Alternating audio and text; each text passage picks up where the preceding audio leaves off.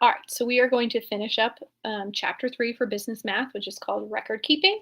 So this is lesson 3.3, using a budget. And I didn't zoom into this guy, so let me zoom in just a little bit and move up. Make sure you're reading through the textbook, you're looking at examples, paying attention to the formulas that they give you. Don't just jump straight into the worksheets. Definitely take the time to look at the chapters.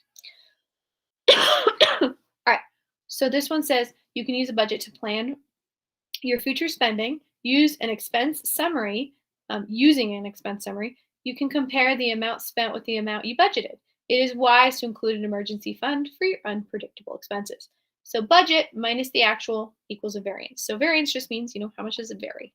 And it's just the difference. So is it a positive difference? Is it a negative difference? That's what we're looking for here. So if a variance is positive, you are under budget.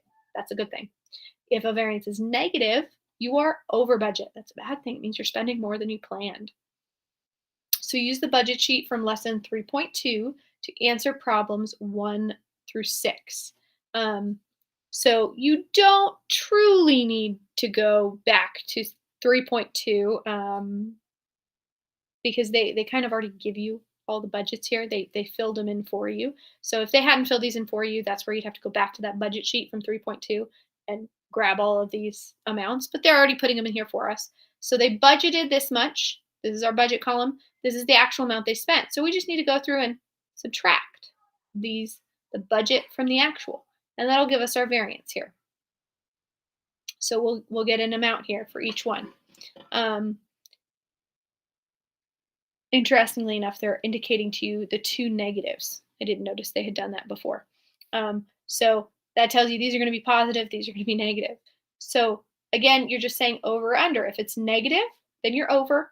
If it's positive, then you're under. That's all you're indicating here.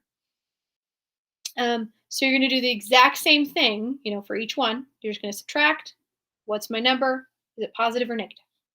And then for number 5, it's giving you your monthly net income is 980.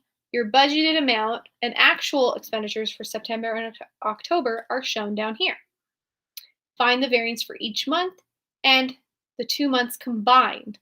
Identify the variance as being over or under. So you're going to kind of do it 3 times here. So you're going to subtract your budget from your actual for each one of these, and that's going to give you your variance. And then you're going to identify for September, was it over or under? Then do the same thing for October. So you're going to subtract the budgeted amount from the actual amount. So you're going to have to make that jump in the table there. And then decide for October, was it over or under?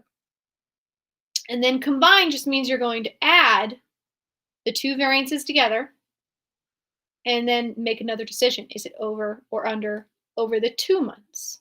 So maybe you were over on 1 month, but under on the next month, so kind of even back out.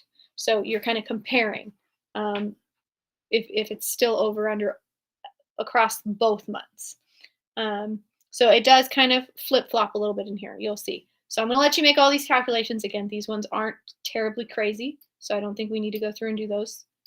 I'll let you guys get those done. So the algebra one, again, I have students kind of pause in the algebra one just because it says algebra. Doesn't mean that it's going to be super difficult or even have a lot of steps to it. It just means we need to take what do we know and how do we apply it to what they're asking. So by bundling cellular, landline, high-speed internet connection, and cable service, Joyce Abbott was able to save $48.50 per month. Joyce made this change in her May bill. If she spent a total of $1,254.80 for last year, how much should she budget monthly next year for this service?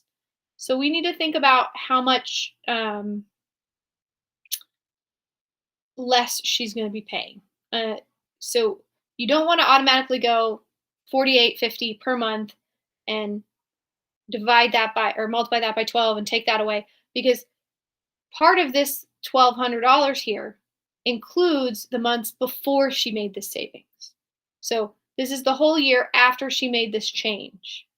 But for 4 months, January, February, March, April, so May she made the change, but for the 4 months, she was still paying this $48.50.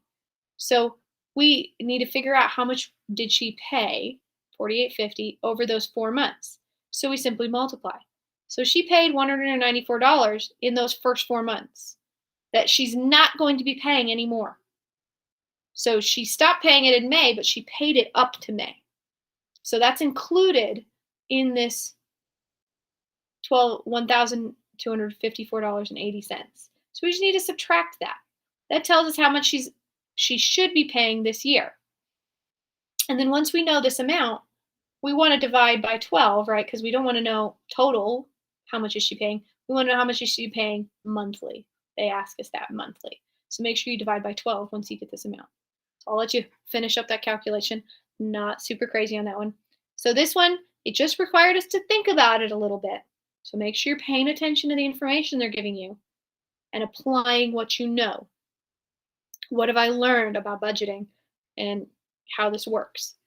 So I hope that helped, and I will see you in chapter 4.